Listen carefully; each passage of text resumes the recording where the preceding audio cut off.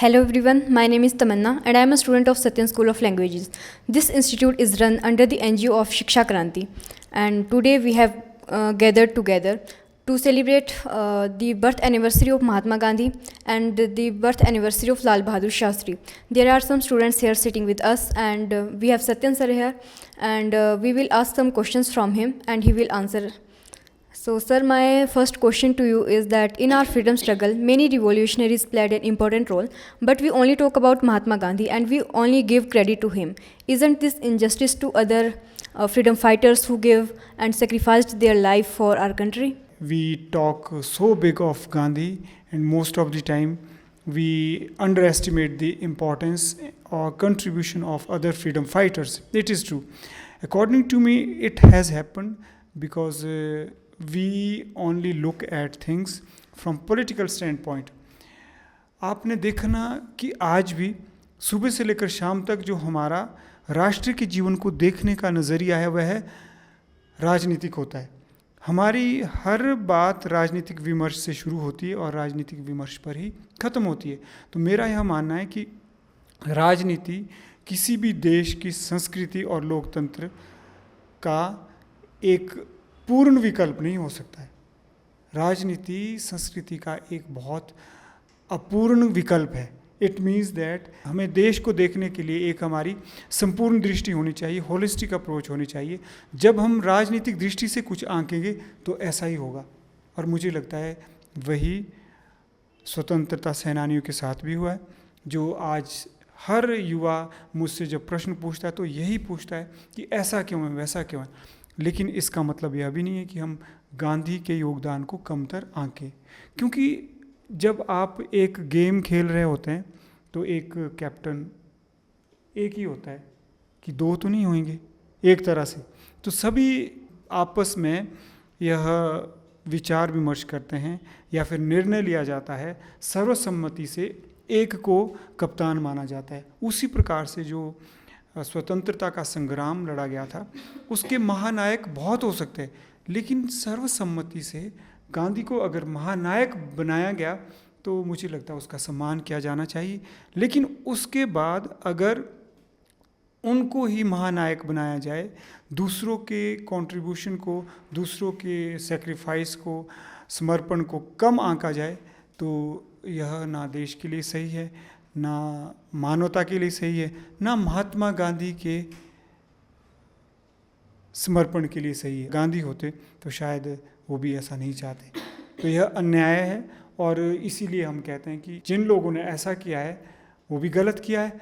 और जो लोग आज दूसरी ओर चले जा रहे हैं, दूसरी अति में जा रहे हैं, अर्थात गांधी के योगदान को कमतर आंक रहे हैं या फिर उसकी मजाकें कर रहे हैं, मुझे लगता है वो भी एक अति है. अति सर्वत्र वर्जे.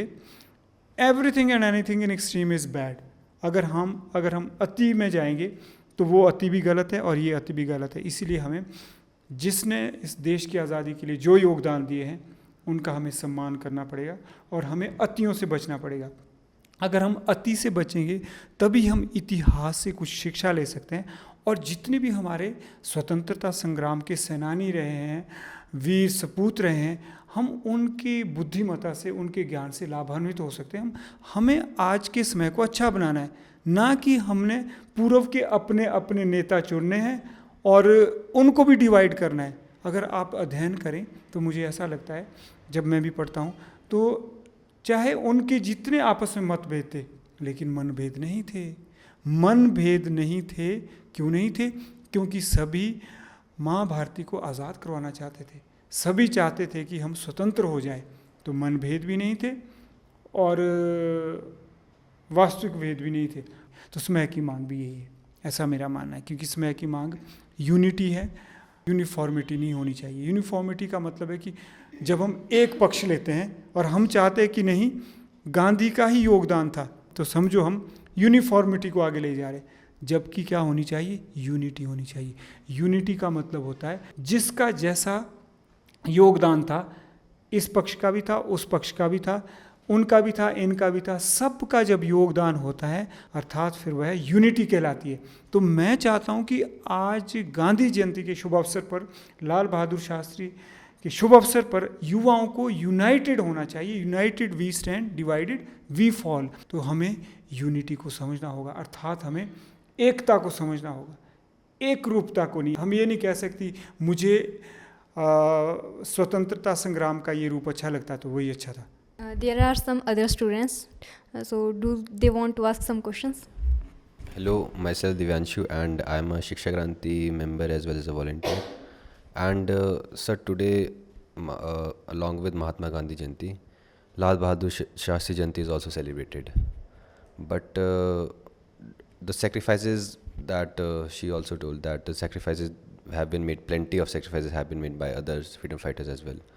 And we underestimate them. And why was Mahatma Gandhi called the father of nation? Like, he was a revolutionary. No doubt he was a revolutionary. He did many sacrifices for the freedom of this country. But why was he called the father of the nation? Naturally, see, when you are fighting a war, there is a discipline in place. If there is no discipline, you are bound to lose that battle.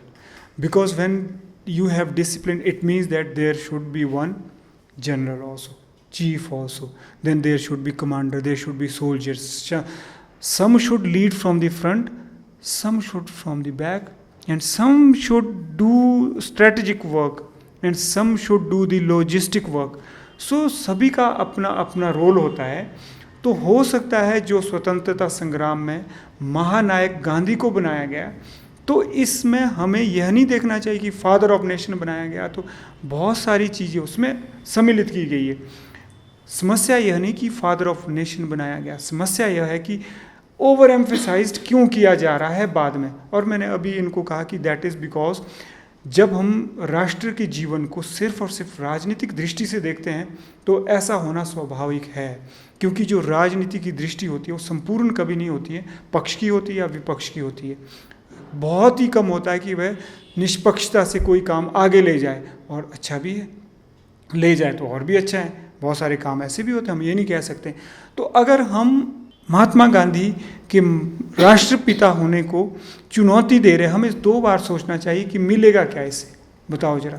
तो यह स्वाभाविक है कि जब कोई भी खेल खेला जाता है उसमें कप्तान एक होता है, युद्ध लड़ा जाता है उसमें भी सेना नायक एक होते हैं, सेनापति एक ही होते हैं, जिसको कि दूसरे सेनानियों को, दूसरे वीर योद्धाओं को मानना पड़ता है, आज्ञा का पालन करना पड़ता है, जिसकी आज्ञा का पालन दूसरे सैनिकों को भी करना पड़ता है।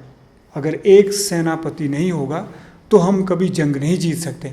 तो मेरी समझ यह कहती है कि जो स्वतंत्रता का संग्राम लड़ा गया उसके महानायक सेनापति महात्मा गांधी थे, और अगर उसके बाद भी उनको सम्मान दिया जा रहा है, सम्मान देना चाहिए।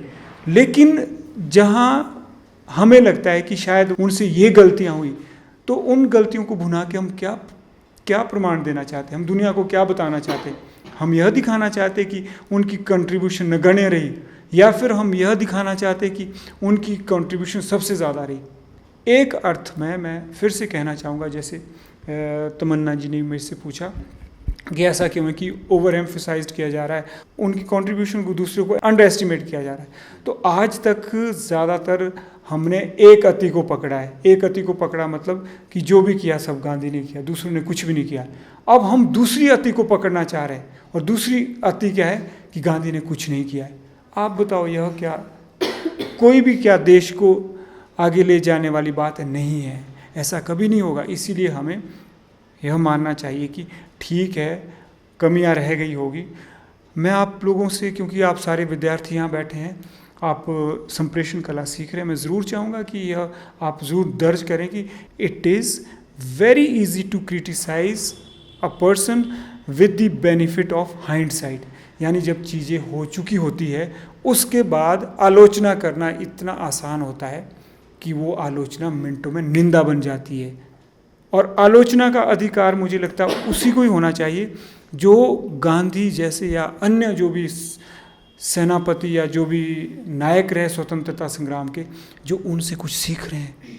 अगर हम उनसे नहीं सीख रहे हैं तो हमें आलोचना का कोई अधिकार नहीं है। उदाहरण के लिए मैंने बहुत सारी चीज़ें सीखी है तो मैं बिल्कुल आलोचना करता हूँ। सर, लाल बहादुर शास्त्री जी ने जो है एक नारा दिया था, जय जवान जय किसान, और वो पूरे देश के पूर्व प्रधानमंत्री भी रह चुके हैं। तो उनसे हमें क्या सीखने को मिलता है? आज हम शिक्षा क्रांति मंच पर न केवल महात्मा गांधी जयंती मना रहे हैं बल्कि लाल बहादुर शास्त्री जयंती भी मना रहे हैं, जो कि भारत के द्वितीय प्रधानमंत्री रह चुके हैं पंडित जवाहरलाल नेहरू के बाद। तो आपने कहा कि जय जवान जय किसान।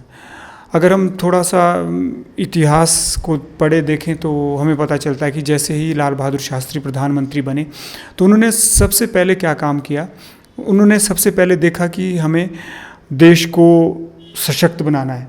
आप जानते हैं कि हम चाइना से मात खा चुके थे, तो सबसे पहले उन्होंने क्या किया, अपने रक्षा बजट को बढ़ाया और सेना सशक्तिकरण के लिए प्रयास किए। तो उन्होंने फिर ये नारा दिया कि जय जवान, अर्थात एक जो नेता होते हैं उनकी सफलता का राज होता है दूरदर्शिता। जैसे आप नेता बन जाए तो आपको पता होना चाहिए कि 5 साल में क्या हो सकता है। जब लाल बहादुर शास्त्री प्रधानमंत्री बने तो उनकी दूरदर्शिता का ही यह एक नमूना था, यह एक उदाहरण था कि सबसे पहले उन्होंने सैन्य बल को बढ़ाना शुरू किया।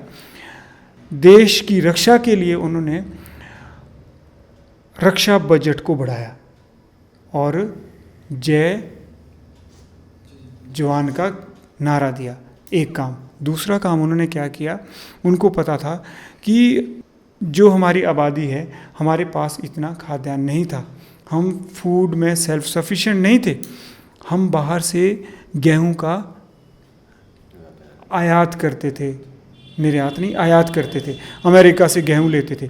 लेकिन अमेरिका कंडीशनली ही हमें गेहूं देता था, तो लाल बहादुर शास्त्री को वो शर्तें मंजूर नहीं थी। तो लाल बहादुर शास्त्री कहते हैं कि ये अपमानजनक शर्तें हमें मंजूर नहीं हैं, तो मैं अपमान के साथ जीने की बजाय सम्मान के साथ भूखा मरना पसंद करूँगा। तो उन्होंने क्या किया, जो गेहूं अमेरिका से आते थे उसको बंद कर दिया और देश को क्या कहा, देश से अपील की, लोगों से अपील की कि जितनी भी खाली ज़मीन पड़ी है उस पर अन्न उगाओ, सब्जी उगाओ, दालें उगाओ, और साथ ही साथ उन्होंने क्या कहा कि हफ्ते में 1 दिन का उपवास भी रखो। और वो चीज़ उन्होंने सबसे पहले अपने घर में की। तो इसका मतलब है कि उन्होंने क्या किया, जय किसान। ये था कि उन्होंने जय जवान जय किसान का जो नारा दिया वो बहुत दूरदर्शिता रखते थे। और वो तो एक कहते हैं सिंपल लिविंग हाई थिंकिंग, यानी उच्च विचार सादा जीवन, उसके वह प्रतिमूर्ति थे और उसके पर्याय थे और लाल बहादुर शास्त्री। और उसके बाद जब पाकिस्तान ने आक्रमण किया तो पाकिस्तान को मुंह की खानी पड़ी। पाकिस्तान को लगा कि चाइना से हम हार चुके हैं और देश बहुत कमज़ोर है, लेकिन पाकिस्तान को यह पता नहीं था कि यहाँ लाल बहादुर शास्त्री जैसे दूरदर्शी नेता भी रहते। सर, जैसे कि आपने बोला कि सन 65 में पाकिस्तान से लड़ाई हुई, तो सर इसका मतलब क्या बताना चाहते हैं कि मतलब क्या मतलब है इसका? पाकिस्तान से लड़ाई का मतलब है कि पाकिस्तान ने जब हमारे ऊपर आक्रमण किया तो यह सोच के किया कि हम चाइना से मात खा चुके और हमारा देश बहुत कमज़ोर है। उनको लगा कि हम भारत को हरा सकते हैं, लेकिन उनको इस बात का अंदाज़ा नहीं था कि लाल बहादुर शास्त्री जैसे नेता जब प्रधानमंत्री हो तो भारत को हराना आसान नहीं है। मैं यहाँ यह कहना चाहता हूँ कि वो एक कुशल नेता थे और लाल बहादुर शास्त्री ने इस देश को कुशल नेतृत्व प्रदान किया और उनके नेतृत्व में हम पूरे 1000 साल में पहली बार युद्ध जीते थे। तो ये बहुत बड़ी बात है। हालांकि लाल बहादुर शास्त्री तो 17 से 19 महीने तक ही, 2 साल से भी कम समय तक ही वो प्रधानमंत्री रहे। वो एक बहुत लंबी कहानी है कि ताशकंद में किस तरह से वो उनका देहांत हुआ, हार्ट अटैक हुआ या वट एवर इट हैपन। तो ये कहना चाहता हूँ। So sir, I want to ask you that sir, how you see Gandhi ji as a political figure, as a spiritual figure? Because sir, when India is ruled by Britishers, so sir, many people think that Mahatma Gandhi ji is the incarnation of Lord Vishnu. देखिए, अगर हम इसको जो आपने पूछा कि he is incarnation of Vishnu, जो लोग ऐसा सोचते उनके पास भी एक रीज़न था, एक विचार भूमि है ऐसा सोचने की। क्योंकि जो विष्णु को हम मानते हैं, जो सबके भले के लिए काम करते हैं, यानी पालनहार हैं, सिर्फ वो भारत के पालनहार नहीं है, वो विष्णु जो है हमारी संस्कृति में विश्व मानवता की प्रतीक है, जिनको बोलते हैं हम पालन करते हैं। किसका पालन करते हैं? भारतीयों का थोड़ी भी करते हैं, पूरे संसार के लोगों का। तो अगर महात्मा गांधी विश्व मानवता के लिए खड़े हैं, उनका जो दृष्टिकोण है वो मानवतावादी है, राष्ट्रीयतावादी भी उसी में ही आ गया, वैश्विक है। वो वैश्विक नेता बनने जा रहे हैं और वह कार्य कर रहे हैं, वो त्याग भाव से आगे बढ़ रहे हैं। सेवा के लिए तो त्याग भाव चाहिए, जो कि विष्णु में भी आपको दिखाई देता है। विष्णु का मतलब होता है सहिष्णु।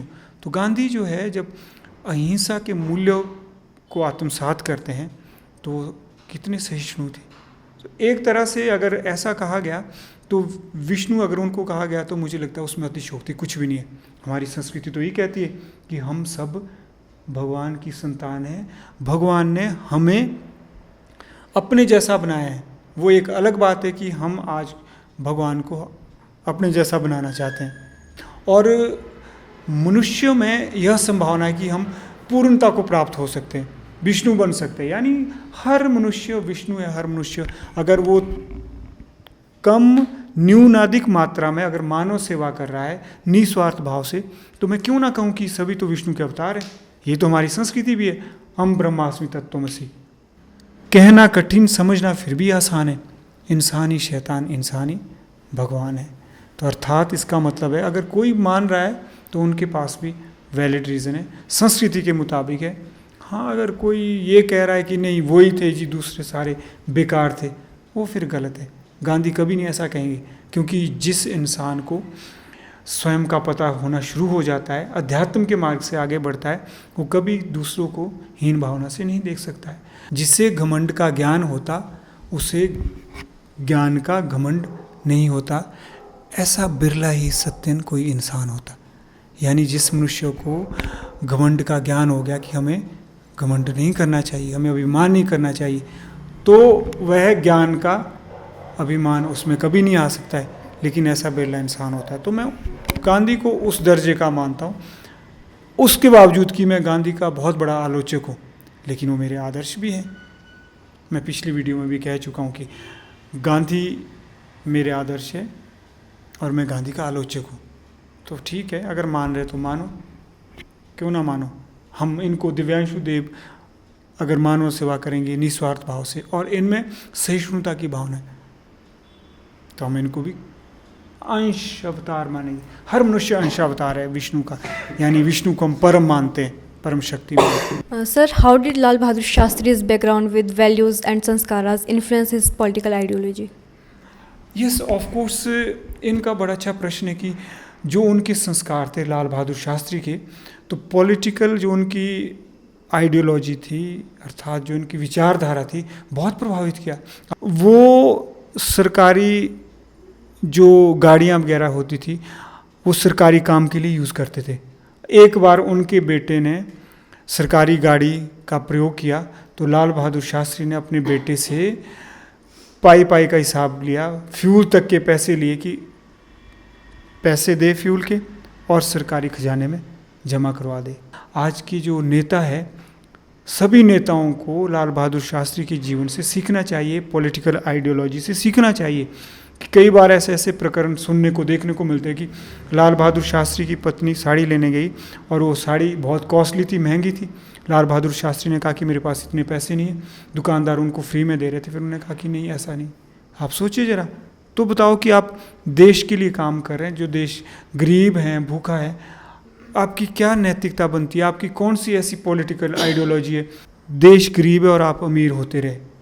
तो पॉलिटिकल आइडियोलॉजी को प्रभावित करते हैं, हमारे संस्कार करते हैं, और उनकी पॉलिटिकल आइडियोलॉजी को भी उनकी बैकग्राउंड ने, संस्कारों ने प्रभावित किया था। Sir, have you taken Swachhtagraha from Satyagraha? Not exactly not. The reason being, जब हमने सफाई अभियान करने शुरू किए तो हमें यह पता नहीं था कि स्वच्छता को कैसे बहाल किया जा सकता है। सफाई अभियान करते करते जब कोई कचरा फेंकते थे तो हम उनको भला बुरा भी कहते थे, हम उनको डांटते भी थे, मुंह पे प्यार से उनको समझाते भी थे। जब हमने देखा कि कुछ भी फ़र्क नहीं पड़ रहा है, यानी अगर हम किसी को डायरेक्ट बताते हैं, उपदेश देते हैं, तो उपदेश का कुछ भी फ़र्क नहीं पड़ा। लेकिन जब हमने यह देखा कि अगर हम लड़ाई की बजाय, अगर हम विवाद की बजाय संवाद करें और विद्रोह की बजाय आग्रह करें, तो उसमें मैंने यह देखा कि लोग ज़्यादा जागरूक भी हुए और सुनना भी शुरू किया। जो बात विवाद से समझ नहीं आ रही थी वो संवाद से समझ आई, जो विद्रोह से समझ नहीं आ रही थी वो आग्रह से समझ आई। तो इसीलिए मैं कहना चाहूँगा कि जो स्वच्छताग्रह का मूल्य है, इसका अवतरण मेरे भीतर हुआ है।